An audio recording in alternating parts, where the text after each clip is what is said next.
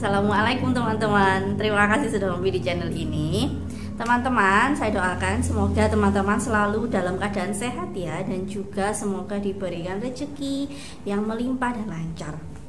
Teman-teman, kali ini saya akan menginformasikan terkait bantuan PKH tahap kedua untuk pencairan bulan Mei ini. Jadi bulan Mei ini adalah masih terjadwal untuk proses penyaluran bantuan PKH, tapi ini terminnya masuk ke dalam termin terakhir ya teman-teman, karena di setiap daerah itu terminnya kan berbeda-beda. Dan dipastikan di bulan Mei ini itu adalah termin terakhir untuk penyaluran bantuan PKH. Jadi terminnya ini entah ada yang terminnya sampai 6 saja, ada daerah yang terminnya sampai 7 saja seperti itu, atau mungkin ada juga daerah yang terminnya nanti sampai 10 juga ada. Seperti itu, tergantung banyaknya penerima bantuan PKH di wilayah tersebut seperti itu. Nah teman-teman, informasi yang saya sampaikan kali ini adalah kabar baik terkait di termin terakhir atau di tahap kedua proses penyaluran bantuan PKH ini ada beberapa tambahan penerima PKH baru. Jadi mereka ini adalah penerima PKH yang di tahap 1 kemarin itu tidak cair, tapi di tahap 2 ini mereka namanya masuk ke dalam SP2D penyaluran bantuan PKH tahap kedua seperti itu. Alhamdulillah sekali, semoga bantuan PKH tersebut yang sudah tersalurkan, tercairkan itu bisa bermanfaat untuk keluarga mereka masing-masing. Nah, seperti di wilayah dampingan saya ambil contoh beberapa saja ya teman-teman. Jadi nanti pasti ini akan berbeda-beda. Teman-teman harus tetap koordinasi dengan pendamping PKH di wilayah teman-teman. Karena sebagai pendamping PKH, kami ini memiliki data siapa saja nama-nama yang sudah masuk di SP2D, bukan data yang dicek di web Bansos. Jadi kalau teman-teman itu mengandalkan mengecek datanya dari cek web Bansos, walaupun di situ tertulis teman-teman sudah proses tersalurkan di bank atau tersalurkan di PT Pos seperti itu, tapi bantuan PKH ketika dicek di KKS itu tidak ada, berarti memang tidak cair. Karena bantuan PKH yang sudah cair itu nama-namanya harus masuk ke dalam SP2D.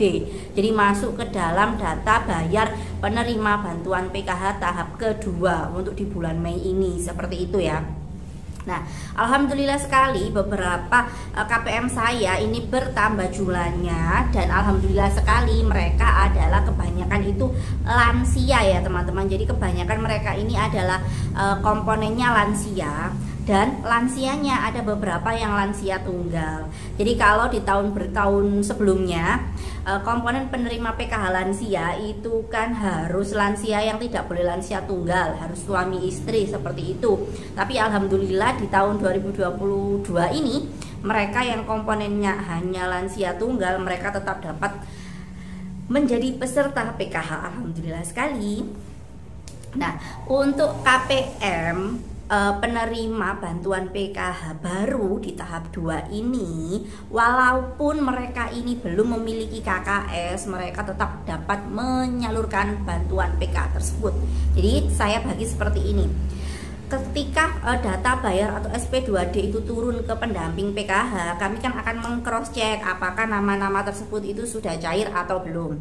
Fakta di lapangan ternyata masih ada beberapa KPM baru atau KPM yang cair di tahap 2 ini, mereka itu ada yang sudah memiliki KKS. Ketika mereka memiliki KKS, kebanyakan KKS mereka adalah KKS BPNT. Jadi KKS merah putihnya ini selama ini hanya digunakan untuk menyalurkan bantuan BPNT saja.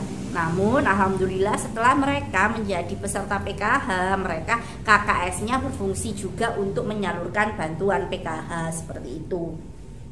Terus kemudian ada beberapa juga KPM yang tidak memiliki KKS. Jadi mereka ini kemarin itu cair PT Pos. Jadi bantuan PT Posnya cair teman-teman. Bantuan PT Posnya cair dari mulai tahap 1 600.000, terus kemudian tahap kedua 500.000 rupiah beserta BLT minyak goreng, dan mereka menjadi peserta penerima PKH baru yang mendapatkan bantuan PKH, namun mereka ternyata belum memiliki KKS.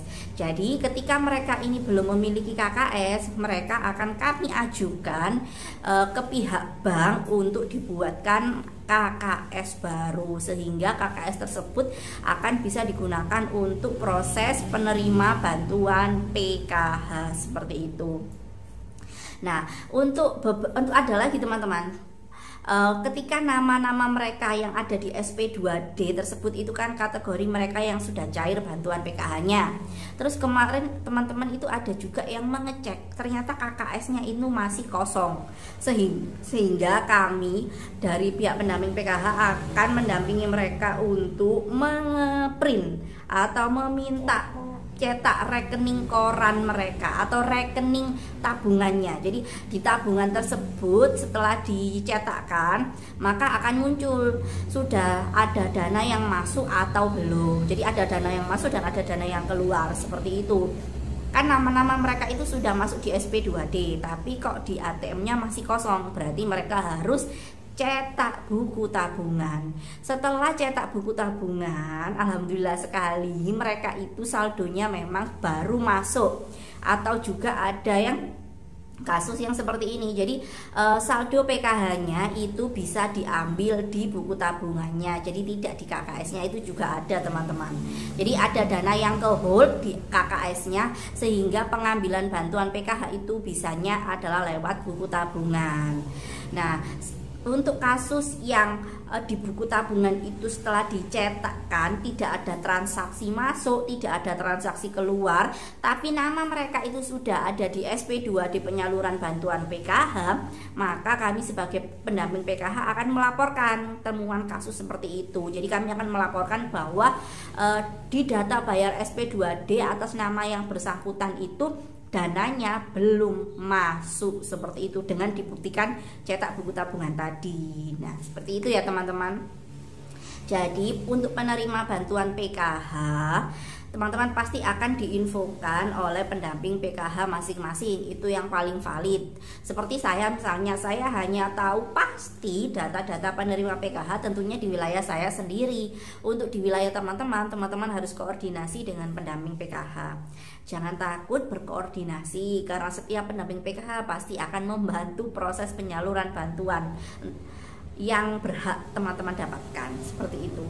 Nah, untuk beberapa KPM yang menerima bantuan PKH, teman-teman itu juga harus dimanfaatkan dengan baik bantuan tersebut. Walaupun teman-teman sebagai penerima PKH baru, nanti teman-teman kan berarti yang kemarin itu menjadi peserta penerima bantuan PKH-nya kan berarti validasi by system. Kemudian kami sebagai pendamping PKH, kami akan tetap memvalidasi teman-teman itu validasi by pendamping. Jadi di cross check, diverifikasi datanya itu sudah benar apa belum, komponennya sudah sesuai atau tidak, seperti itu. Nah, teman-teman, sampai di sini dulu informasi terkait kabar bantuan sosial di bulan Mei ini. Kita ketemu di video yang lain terkait kabar bansos yang lain juga.